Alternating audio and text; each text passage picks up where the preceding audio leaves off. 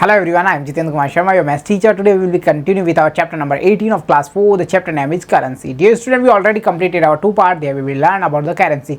Like basic knowledge we can grasp there. Like we will talk about the uses of currency, need of currency, type of currency.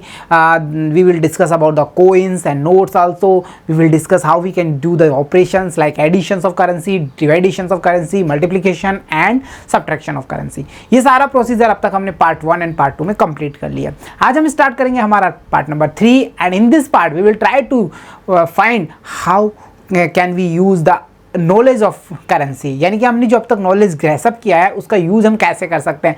और जब भी हम knowledge के output की बात करते हैं तो हम स्टार्ट करते हैं हमारी एक्सरसाइज. तो चलिए स्टार्ट करते हैं exercise 18 and we will try in this part to solve our question number 1 and question number 2. तो चलिए स्टार्ट करते हैं. What is the question number 1 says fill in the blanks. तो याद करिए वो वाली हमारी सिचुएशन जब हमने ये फाइंड करने की कोशिश की थी कि एक अमाउंट में स्मॉलर अमाउंट के कितने नोट्स हम यूज कर सकते हैं. ऐसा कुछ हमने किया था ना वहाँ. तो वो वाला जो प्रोसीजर था या वो नॉलेज था उसको हमें यहाँ यूज करना होगा. तो देखिए हमारा अमाउंट है ₹100. कितना है? ₹100. अब आपको मैं कह रहा हूँ, आपको मैं दे रहा हूँ 10 रुपीज़ के notes. The value of note 10. अब आपको नंबर ऑफ नोट्स फाइंड करना है भाई, कितने नोट्स होंगे तब हम जाके 100 बन जाएंगे.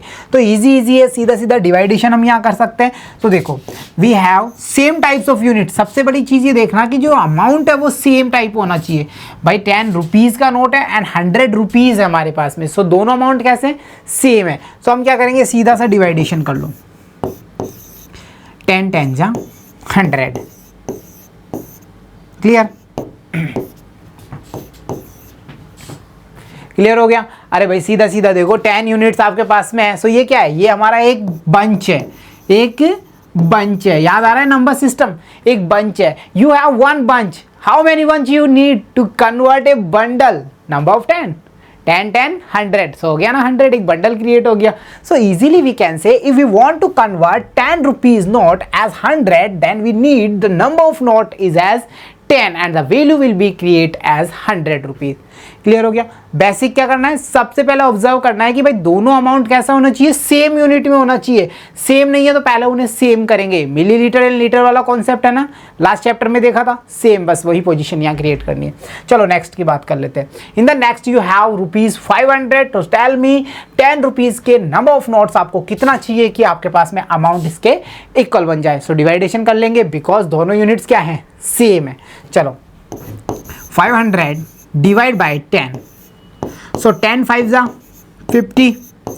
So after subtraction we have only 0. So 10 zeros are 0.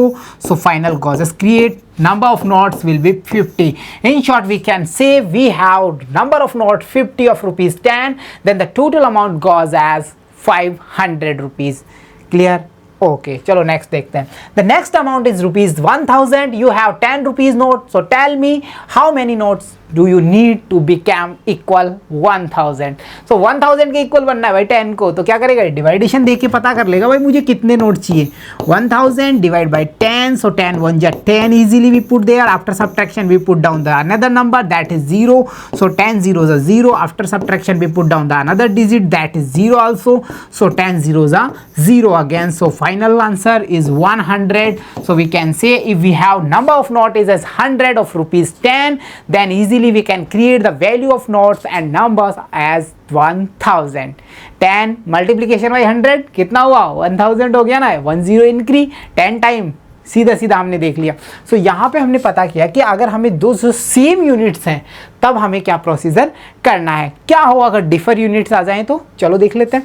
जैसा यहाँ हम देख पा रहे हैं कि डिफर यूनिट हमारे सामने आ गई. लाइक ₹50 आपको कन्वर्ट करना है और यू हैव 50 पैसा. तो बताइए कितना कोइंस यू नीड, आपको कितना कोइंस नीड होगा. तो सबसे पहला काम इसको हम क्या करेंगे, कन्वर्ट इनटू पैसा सेक्शन. तो देखो we know if we have 1 rupees then easily convert as 100 paisa.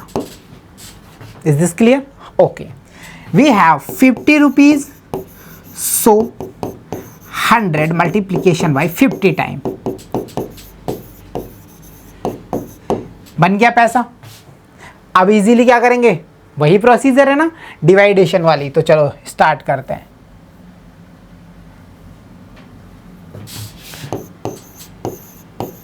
5000 पैसा डिवाइड बाई 50 पैसा coins. So easily we have 1 time 51 ja 50, we put down another digit, that is 0. 50 zeros are 0, so easily we put down another digit with that is also 0, so we can say 50 zeros are 0. So solve it. So our answer will be 50 coins, sorry 100 coins of 50 पैसा. That is clear हो गया? कोई issue है क्या? नहीं है ना. Amount check करना हो, इनको मल्टीप्लिकेशन करके देखो, ये वाला अमाउंट आ जाना चाहिए. जब मल्टीप्लिकेशन करेंगे तो क्या आएगा, कितना आ जाएगा, और इसको हम क्या कहते हैं, 50 पैसा, 50 रुपीज़ कह देंगे. क्लियर? चलो नेक्स्ट की बात कर लेते हैं. You have 10 rupees but you have 10 पैसा coins. So tell me how many coins you need to become as 10 rupees. So दोनों डिफर कर रही हैं. देखो रुपीज़ है और पैसा है, तो पहले इसको कन्वर्ट करेंगे. We know 1 rupees equal to 100 paisa. So 10 rupees equal to 100 multiplication by the 10, so 1000 paisa. Clear हो गया? अब 1000 में सीधा सीधा डिवाइडेशन करो.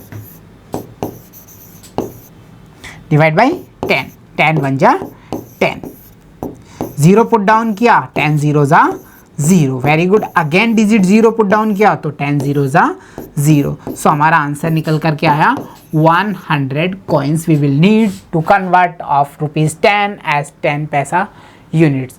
10 पैसे के 100 coins चाहिए, तब जाके हम क्या बनेंगे, 10 रुपीज़ बनेंगे. So this was the activity. चलो और देखते हैं एक और.